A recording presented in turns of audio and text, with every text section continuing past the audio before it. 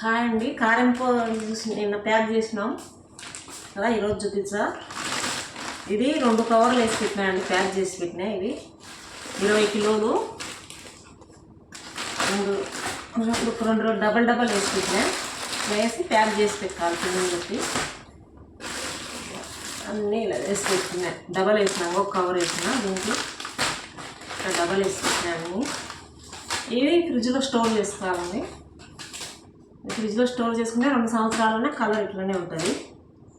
నేను వచ్చేసి నిన్న నువ్వులు కలిపినా కదా, నువ్వులు పోసేసిన. ఇట్లా పోసి పెట్టుకోవాలా. నువ్వులు 2-3 సంవత్సరాలనే ఇట్లనే ఉంటాయి. ఇంకా పురుగు ఎండ పోసుకోవాల్సిన అవసరం లేదు. మనం ఒకసారి పోసి పెట్టుకుంటే ఇంకా అవే ఉంటాయి. ఇంకా ఇంకా తీయాల్సి ఎండలో వేయాల్సిన అవసరం లేదు. పురుగు పట్టవు, ఏం పట్టవు. ఇట్లా పోసి పెట్టుకోండి.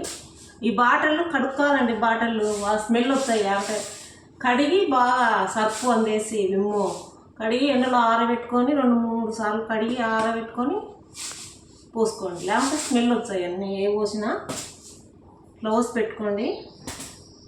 అన్నీ నేను ఇంట్లోనే పోసి పెట్టుకుంటాను. ఇది పోయిన సంవత్సరాలు. ఇవి పురుగు అసలు పోయిన సంవత్సరం పోసి పెట్టినా ఇవి ఏ పురుగు పడలేదండి. దీన్ని చూడను కూడా చూడలే నేను. ఇట్లనే ఉన్నాయి పోయిన సంవత్సరాలు. ఇవి ఇంకా మీరు చూడాల్సిన అవసరం లే, పురుగు పడుతుంది అని. నేను నవ్వుకోకండి, బాటిళ్ళల్లో పోసినానని. ఇది టిప్ అనుకోండి. ఇది నాకు పెద్ద యూజ్ అయింది ఇది.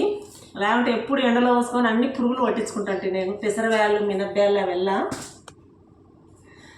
ఇది తెలిసినాక నాకు చాలా ఈజీ అయింది. ఇంకా ఇదో శనగలు దీన్ని పోసి పెట్టుకున్నా. గుగ్గుల్లో కానీ తీసి పెట్టుకున్నా, ఇట్లా పోసి పెట్టుకున్నా.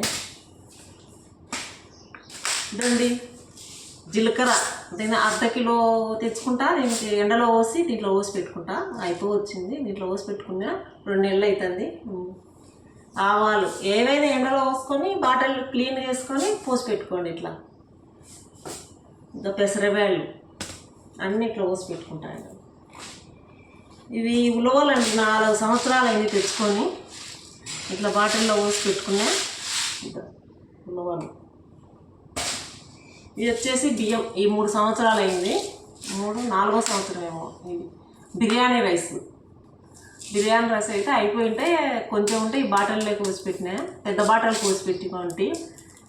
ఆయిల్ క్యాన్కు 10 లీటర్ల క్యాన్కు. మీరు అయిపోయిన తర్వాత కొంచెం ఉంటే దీన్ని పోసి పెట్టుకున్నా. కందిబ్యాళ్ళు అయినా శనగబ్యాళ్ళు అయినా ఏమైనా పోసుకోవచ్చు. దీన్ని పోసి పెట్టుకోండి. కందిబ్యాళ్ళు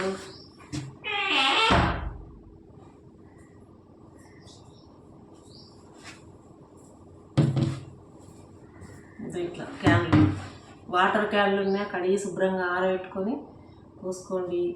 ఇది ఆయిల్ క్యాన్ కడగాలని కందిబ్యాళ్ళని పోసుకోండి పెట్టుకున్నాను నేను. శనగబ్యాళ్ళు ఇట్లాంటి క్యాన్లు దీనిలలో పోసుకోండి. కందిబ్యాళ్ళు, మినపబ్యాళ్ళు, శనగబ్యాళ్ళు ఇవి ఏ ఉన్నాయి స్టోర్ చేసుకొని ఇట్లా బాగా గట్టిగా పెట్టుకోండి. ఇట్లా చేసి పెట్టుకోండి. ఇంకా మీరు చూడాల్సిన అవసరమే లేదు. పురుగు పడతాయి చూసుకుందాం, ఎండలో పోసుకుందాం అనే అవసరమే ఉండదు.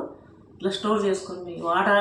వాటర్ క్యాన్లు ఉంటాయి కదా, పక్కన పెట్టింటాం. అవి కూడా పోసుకోండి. కడిగి శుభ్రంగా క్లీన్ చేసుకొని ఎండలో పెట్టుకొని పోసి పెట్టుకోండి.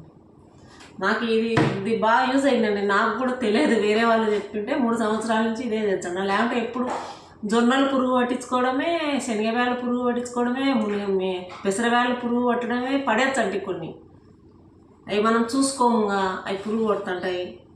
ఈ టిప్పు తెలిసినాక నాకు చాలా ఈజీ అయింది. ఇంకా ఇప్పుడు పోసి పెట్టుకుంటే మనం దానిలో చూడాల్సిన అవసరమే లేదు. ఇంకా పురుగు పట్టినాయని చూడాల్సిన అవసరం లేదు. జొన్నలు కూడా ఎప్పుడు పురుగు పడుతుండే జొన్నలు. అవి కూడా పెద్ద పెద్ద క్యాన్లలో నట్టు పోసి పౌడర్ కలుపుతుంది.